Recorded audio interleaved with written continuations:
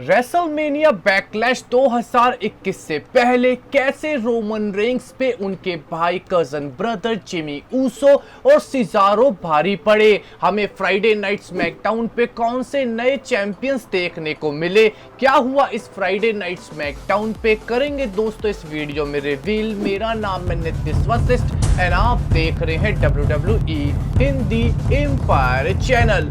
दोस्तों इस Friday night SmackDown की शुरुआत हुई जे ऊसो के साथ, जिन्होंने अपने cousin brother head of the table universal champion Roman Reigns को इंट्रोड्यूस करा। रोमन रेंस ने माइक उठा के सबसे पहले कहा कि जिमी ऊसो के बारे में भी कुछ टाइम में बात करेंगे, पर सबसे पहले बात करेंगे सिजारो के बारे में। रोमन रेंस ने कहा कि वो सिजारो को पसंद करते हैं, Cesaro best in the world wrestler हो सकते हैं, पर रोमन रेंस रेसलर से कहीं ज्यादा हैं। इतने में ही दोस्तों रोमन रेंस की डायरेक्शन आगे जिमी ऊसो की तरफ जाती। जिमी ऊसो ने रोमन रेंस को इंटरफेयर करा और रोमन रेंस के साथ खड़े हुए जे ऊसो को टारगेट करते हुए कहा कि अगर वो रोमन रेंस का साथ छोड़ दें और जिमी ऊसो का साथ दें तो वो भी head of the tribal chief बन सकते हैं। रोमन रेंस को ये बात सुनने के बाद बहुत गुस्सा आया।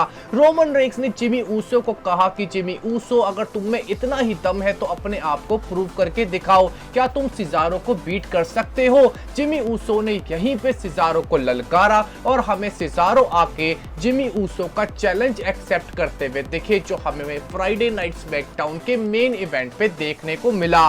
पर इससे पहले दोस्तों हमें मैच देखने को मिला स्मैकडाउन पे बहुत ही बेहतरीन वुमेन्स टैग टीम चैंपियनशिप के लिए, जहां पे तमीना और नटालिया ने नाया जैक्स और शीना बेसलर को हरा के रेसलमेनिया बैकलैश से पहले ही वुमेन्स टैग टीम चैंपियनशिप जीत ली। यानी कि फ्राइडे नाइट स्मैकडाउन पे दोस्तों हमें तमीना और नटालिया, नाया जैक्स और शीना बेसलर के बाद अब अगली वुमेन्स टैग टीम के तौर पे चैंपियंस देखने को मिलेंगी। इसके बाद दोस्तों हमें अपोलो क्रूज का सेगमेंट देखने को मिला, जिस सेगमेंट में सबसे पहले अपोलो क्रूज ने अपनी सक्सेस की तारीफ करी और अपने बॉडीगार्ड अजीज की भी क्लैपिंग करी और उन्हें नाइजीरियन का गोल्ड मेडल भी दे डाला कि कितनी मदद अपोलो क्रू की इस बॉडीगार्ड ने करी है। हमें बिग ई आते हुए दिखते हैं, जो कुछ शब्द कहते हैं अपोलो क्रूज के बारे में कि ये इंटरकॉन्टिनेंटल चैंपियनशिप तो मुझे दे दे। इसके बाद हमें सैमी ज़ैन आते हुए दिखते हैं, वो भी सेम बात कहते हैं कि इंटरकॉन्टिनेंटल चैंपियनशिप तो मेरी है। इतने में ही हमें केविन ओवंस आते हुए दिखते हैं, सैमी ज़ैन रिंग में भागते हैं, जिसके बाद हमें केविन ओवंस पे अपोलो क्रूज और सैमी ज़ैन अटैक करते हुए नजर आते हैं। इनको बचाने के लिए बिग ई रिंग की तरफ बढ़ते हैं, जिसके बाद हमें स्टनर और बिग एंडिंग भी देखने को मिलती है। केविन ओवंस सैमी ज़ैन की पिटाई करते हैं, पर आखिरी में बिग ई केविन ओवंस को भी बिग एंडिंग लगा देते हैं। इसके बाद दोस्तों साफ हो चुका कि अब हमें एक फेडल 4-वे मैच देखने को मिलेगा इंटरकॉन्टिनेंटल चैंपियनशिप के लिए, जिसको डिमांड करने के लिए खुद से अपोलो क्रूज, एडम पियर्स और सोनिया डेविल के पास बैक स्टेज पहुंच जाते हैं। ये दोनों जनरल मैनेजर कहते हैं अपोलो क्रूज से कि अब तो फेडल 4-वे मैच होगा और ये मैच ऑफिशियली अनाउंस भी हो जाता है अगले हफ्ते के लिए, यानी कि इंटरकॉन्टिनेंटल चैंपियनशिप मैच हमें रेसलमेनिया बैकलैश पे नहीं देखने को मिलेगा। हमें फ्राइडे नाइट स्मैकडाउन पे फिर से Rey Mysterio versus Dolph Ziggler का मैच देखने को मिला।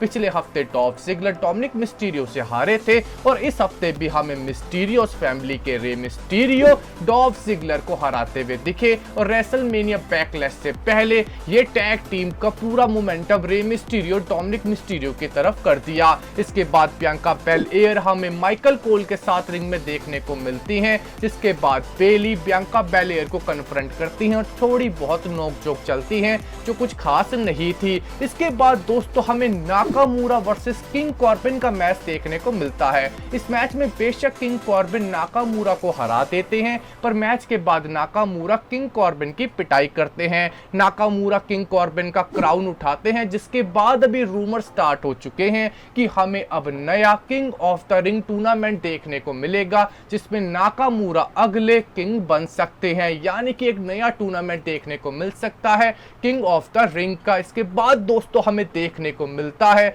एलेक्स्टर ब्लैक की रिटर्न, रिंग में तो नहीं, फिर से हमें उनका एक प्रोमो देखने को मिलता है, जहां पे डार्क फादर का एक और लेसन हमें एलेक्स्टर ब्लैक सुनाते हुए देखते हैं। इंटरेस्टिंग बात यह थी कि एलेक्स्टर ब्लैक इस लेसन को एक्सप्लेन करने के लिए मना कर देते हैं। एलेक्स्टर ब्लैक के चश्मे मुझे याद दिलाते हैं वो पुराने जमाने के चश्मों की जो 90s में चला करते थे, जिनको हीरो या विलन पहना करते थे। लुक कूल है। अगर WWE ने सही से हैंडल करा तो एलेक्स्टर ब्लैक का ये नया कैरेक्टर स्मैकडाउन में चल सकता है। पर दोस्तों आखिरी में हमें देखने को मिला मेन इवेंट, और मेन इवेंट में हुआ match Jimmy Uso versus Cesaro के बीच में। जिमी ऊसो का ये पहला मैच था उनकी रिटर्न के बाद, और उन्होंने इस मैच में दिखा दिया कि जिमी ऊसो भी जे ऊसो की तरह एक सिंगल सुपरस्टार बन सकते हैं। सिजारो से इस मैच में उन्होंने पूरा लोहा लिया।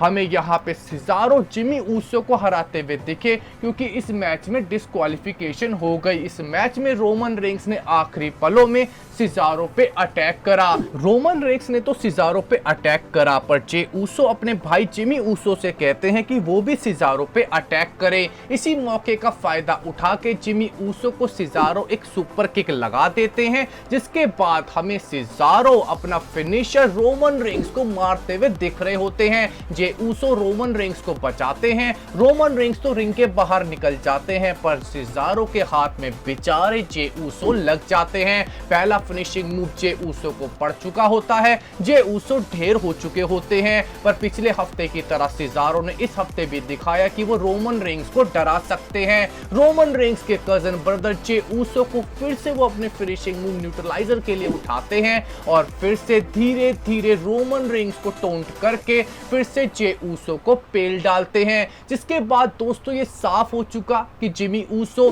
जो रोमन रेंस की फैमिली बन सकती थी, वो अभी भी रोमन रेंस के साथ नहीं खड़ी हुई रेसलमेनिया बैकलैश से पहले। और साथ में सिजारो लगातार 2 हफ्ते से रोमन रेंस के एसोसिएट्स और रोमन रेंस की पिटाई करते जा रहे हैं। इसके पीछे का रीजन क्या है कि रोमन रेंस को WWE वीक दिखाना चाहती है कि लगातार 2 हफ्ते से सिजारो से पिटाई करवाई? नहीं दोस्तों, सिजारो वर्सेस रोमन रेंस के मैच को एक कंपेरेबल मैच बनाने के लिए WWE सिजारो को एक अच्छी बुकिंग देना चाहती है, जहां पे हम सबको ऐसा लगे कि शायद सिजारो रोमन रेंस को लगातार 2 हफ्ते पेल सकते हैं, जिसके बाद रेसलमेनिया बैकलैश पे भी वो नए चैंपियन बन सकते हैं। पर विंस मैकमैन एंड कंपनी जानती है कि सिजारो अभी यूनिवर्सल चैंपियन बनने लायक नहीं है। रोमन रेंस से चैंपियनशिप नहीं छीनी जा सकती, तो भी WWE सिजारो को बड़ा करके दिखा रही है ताकि वो रोमन रेंस से कंपीट कर सकें। अब हमें बहुत ही बड़ा मैच देखने को मिलेगा